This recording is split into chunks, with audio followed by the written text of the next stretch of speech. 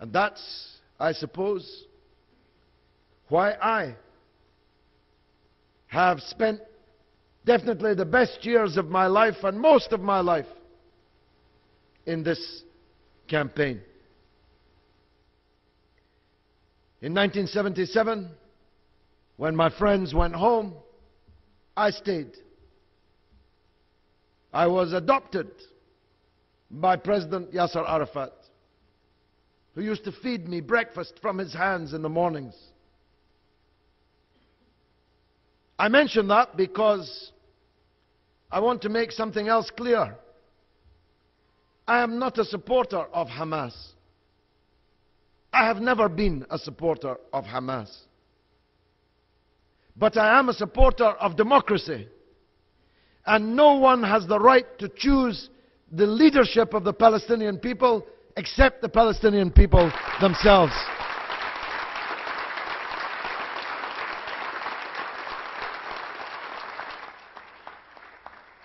I didn't accept the right of the US or London, still less Tel Aviv, to choose the leadership of the Palestinians when Arafat was the leader. I'm certainly not going to concede their right to choose who speaks for the Palestinians now that things have changed. And this too is a question to which I shall have to return. In 1982, I was trapped in Beirut when the Israeli invasion, not the first, not the last, swept all the way to an Arab capital, Beirut, and began to systematically reduce it to rubble and ash. I mention that because I was a witness to the first use by Israel of white phosphorus gas.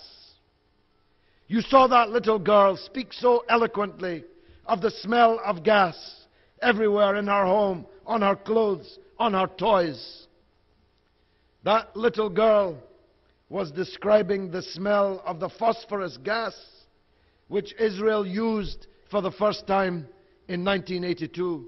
And I saw it. I saw the children in the hospitals breathing white smoke from their noses and their mouths because the phosphorus gas was cooking them from the inside. That's what this weapon does. It bakes the victim to death and is irreversible once ingested. And I mention that because we saw that happen again on live television over that 22-day aggression from the 27th of December.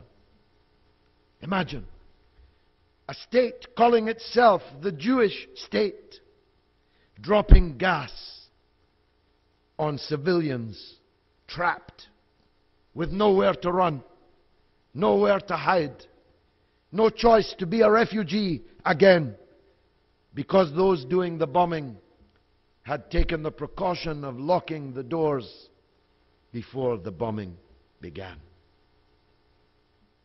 We saw these crimes because we now have media, Al Jazeera, Press TV, for which I work, and many other outlets, including the internet itself.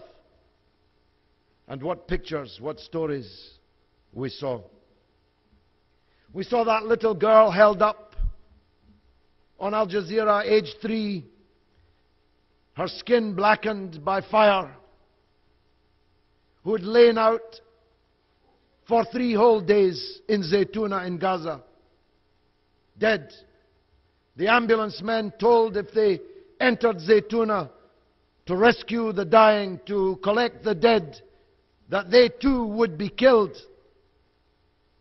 We saw that little child held up to the camera, minus her arm and her leg, which had been eaten by the dogs roaming through the rubble that you saw on that video.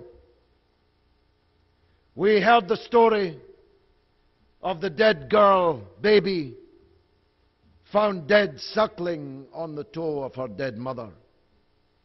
Keep that image in your mind the next time you see these besooted barbarians like Netanyahu and their spokespeople telling us what a democracy they are. A dead baby still suckling on the toe of her dead mother. And you may have seen another little girl whom I met just a few weeks ago in Gaza. She's almost 10 years old. You may have seen her standing in the rubble of her house, which is the last thing in the world that she possesses.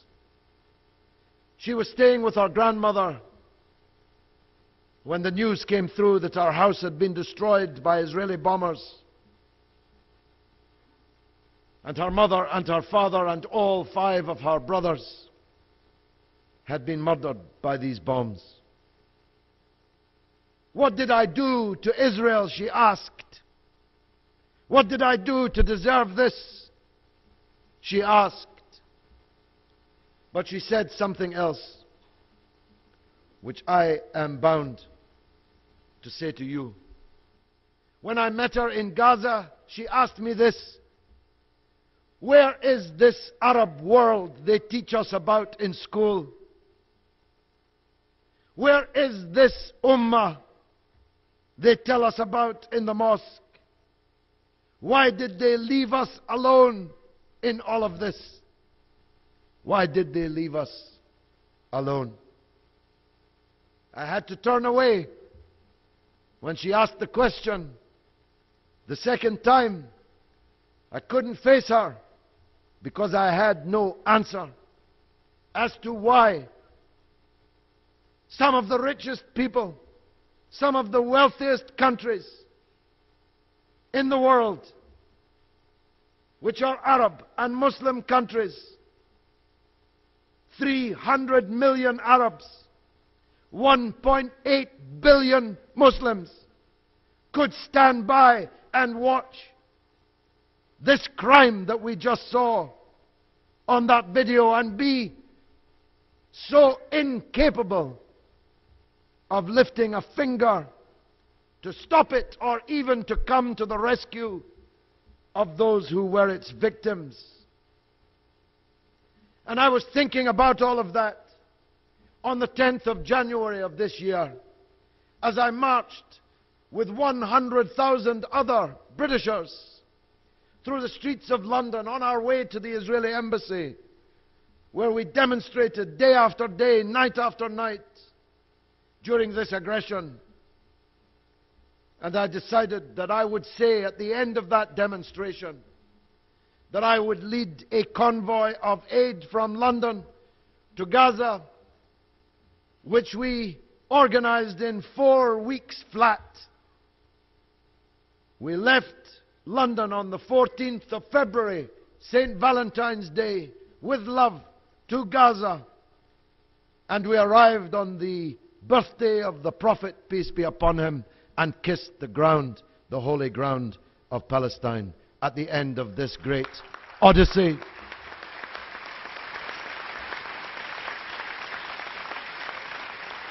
In 4 weeks,